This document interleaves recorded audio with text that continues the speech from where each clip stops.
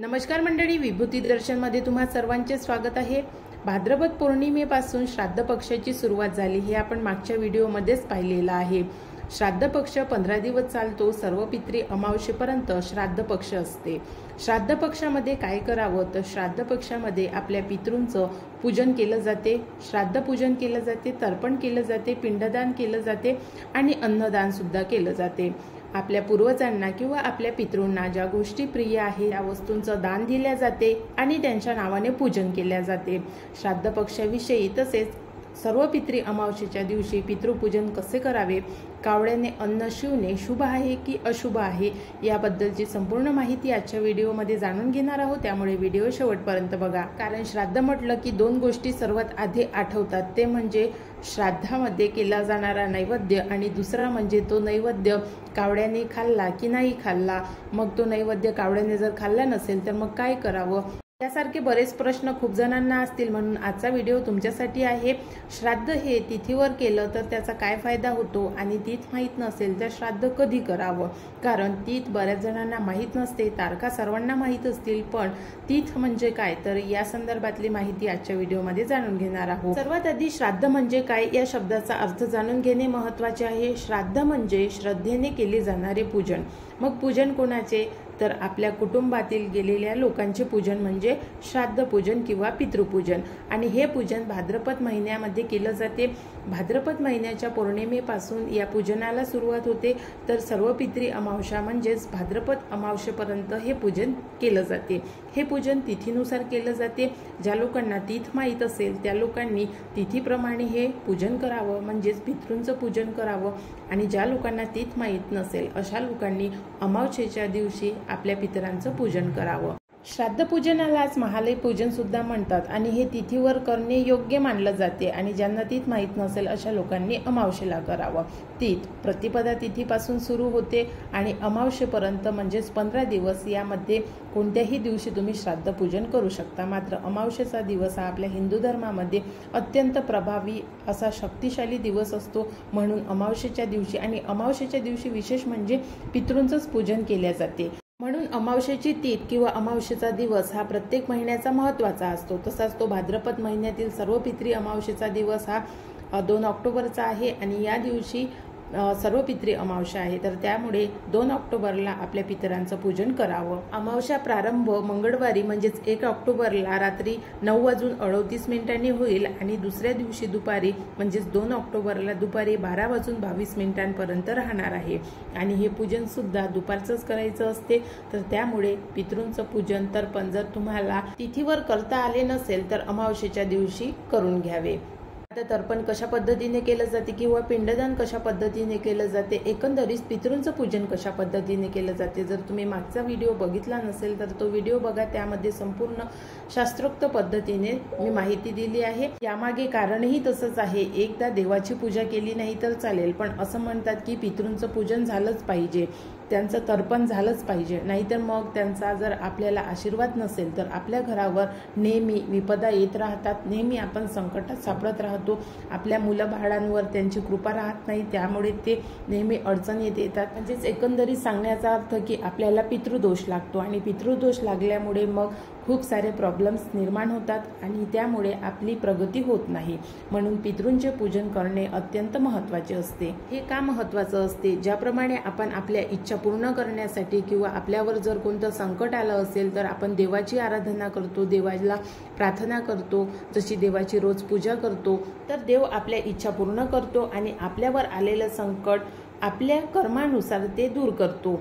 तसेच आपले पित्र आहेत, आपले पित्र म्हणजे आपले दैवत असते आणि त्यांचं पूजन करणे म्हणजे आपल्यावर आलेलं संकट ते दूर करतात, आपल्यावर येणारं संकट ते दूर करतात, आपल्या घरामध्ये आनंद, सुख, शांती, धनवैभवाची प्राप्ती करून देणारे आपले पित्र असतात। जर तुम्हाला कोणत्याही प्रकारचा त्रास असेल तर अवश्य तुम्ही अमावस्येच्या दिवशी पितृपूजन करा।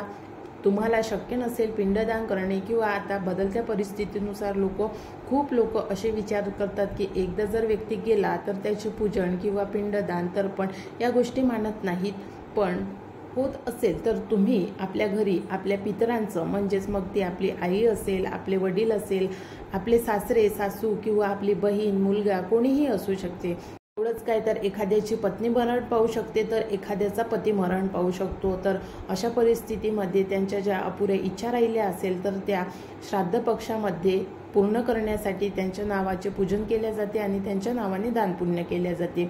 म्हणून आपण बघतो की ज्या ठिकाणी मोठमोठ्या नद्या आहेत त्या ठिकाणी हे पूजन केले जाते। वाराणसी हे असं भारतातलं एक ठिकाण आहे ज्या ठिकाणी पितृपूजन सर्वात जास्त केलं जाते, कारण असं म्हणतात की तो मोक्षाचं तिथे ते ठिकाण आहे, तिथे मोक्ष प्राप्ती होते, म्हणून अशा ठिकाणी हे पूजन केले जाते। तर मग सर्व पितृ अमावस्येच्या दिवशी पितृपूजन कसं करावं, ब्राह्मणाच्या हातून करावं की आपण स्वतः करावं? काहींना मान्य नसेल ब्राह्मणाच्या हातून पूजन करणे, तर मग आपण स्वतः करावं। आता स्वतः म्हणजे काय, तर मग आपल्याला मंत्रजाप येणार नाही, ज्या विधी ब्राह्मण करतो तर त्या विधी आपल्याला येणार नाही। त्या विधी न करता आपण आपल्या घरातील जो व्यक्ती मरण पावलेला आहे त्या व्यक्तीचा फोटो घ्यावा, त्याच्या फोटोला हार अर्पण करावा, फुलं अक्षदा वाहून त्याचे ज्याप्रमाणे आपण देवाचे पूजन करतो त्याचप्रमाणे त्याचे पूजन करावं। त्या व्यक्तीच्या स्मरणार्थ आपल्या घरामध्ये 5 लोकांना भोजनदान द्यावं। मग ते तुम्ही ब्राह्मणाला, असं म्हणतात की हिंदू धर्मामध्ये ब्राह्मणाला भोजनदान द्यावं, पण तुम्ही ब्राह्मणाव्यतिरिक्त कोणालाही भोजनदान देऊ शकता। भोजनदान कसं द्यावं, तर सर्वात आधी आपल्या पितृंचं पूजन करून घ्यावं, त्यानंतर त्यांच्या आवडीचे पदार्थ सर्व पितृ अमावस्येच्या दिवशी बनवावे। एक पात्र म्हणजेच केळीच्या पात्रावर आपल्या पितृंना भोजनदान द्यावं, तर दुसरं पात्र हे गायीसाठी किंवा कावळ्यासाठी तयार केलं जाते।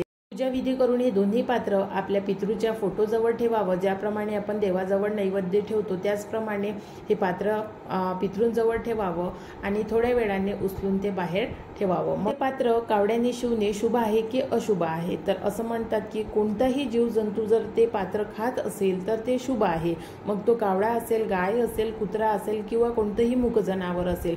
कावळ्यानेच अन्न शिवलं पाहिजे असं नाही, तर कोणत्याही मूक जनावराने ते शिवणे शुभ आहे, म्हणून कावळ्याने शिवणे सुद्धा शुभ आहे आणि कोणत्याही प्राण्याने शिवणे शुभ आहे। आपण बघतो की सर्व पितृ अमावस्येच्या दिवशी जिकडे तिकडे रस्त्यावर अन्न टाकलेलं असते, पण प्राणी इतकं अन्न खाऊ शकत नाही, ज्याची जेवढी भूक असेल तो तेवढं खातो, मग बाकीचं अन्न तसंच वाया जाते। तर त्यामुळे पात्र आधी बाहेर ठेवावं, मग ते कावड्याने शिवो किंवा कोणत्याही प्राण्याने शिवो, आणि जर जेवढं अन्न त्या पात्रामध्ये उरलं आहे तर ते गुराढोरांसमोर, ज्या ठिकाणी गुराढोरं राहतात तर त्या ठिकाणी ते अन्न टाकून द्यावं, कारण गुरढोरं हे जास्त अन्न खातात, म्हणून हे अन्न गुरढोरं जिथे राहतात तिथे टाकून द्यावं, म्हणजे अन्न सुद्धा वाया जाणार नाही आणि आपल्या मनाला शांती सुद्धा वाटेल।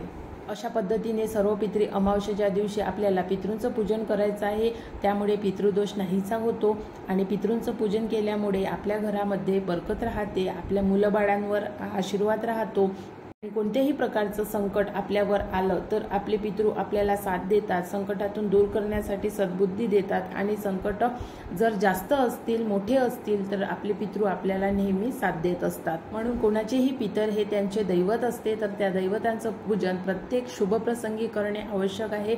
बऱ्याच घरांमध्ये आपण बघतो की फोटो ठेवले असतात, मग असं म्हणतात की तिथे निगेटिव्हिटी जास्त असते। ते अशा ठिकाणी असू शकते ज्या घरामध्ये खूप जास्त मृत्यू झाले आहे आणि प्रत्येकाचे फोटो रांगेमध्ये आहे, तर ती रांग चांगली नसते। वास्तूप्रमाणे जर आपण विचार केला तर ती जागा किंवा ती जी रांग आहे, मग घरातील ती रांग एका एका व्यक्तीची वाट बघत असते, तर त्याप्रमाणे ते फोटो लावू नये। जर एखादा व्यक्ती वारला असेल घरातला तर त्याचा फोटो आपण लावू शकतो, मात्र तो दिशा ठरवून लावावा, कारण दक्षिण दिशा ही पितृंची दिशा आहे, तर त्यामुळे दक्षिण दिशेलाच तो फोटो असला पाहिजे। आणि या व्यतिरिक्त अमावस्येच्या दिवशी, मग अमावस्या कोणत्याही महिन्यातील असो, तर पिंपळाच्या झाडाखाली पितृंचा वास असतो, तर त्यामुळे अमावस्येच्या दिवशी आणि पौर्णिमेच्या दिवशी पिंपळाच्या झाडाखाली तिळाच्या तेलाचा दिवा लावावा, आणि तिळाचं तेल नसेल तर मग कोणतंही तेल घेऊन किंवा तूप घेऊन त्यामध्ये काळे तीळ टाकावे आणि काळ्या तिळाचा असा दिवा पिंपळाच्या झाडाखाली अमावस्येच्या दिवशी लावणे शुभ आहे, कारण जर तुमच्यावर कोणताही दोष असेल तर तो दोष दूर होतो,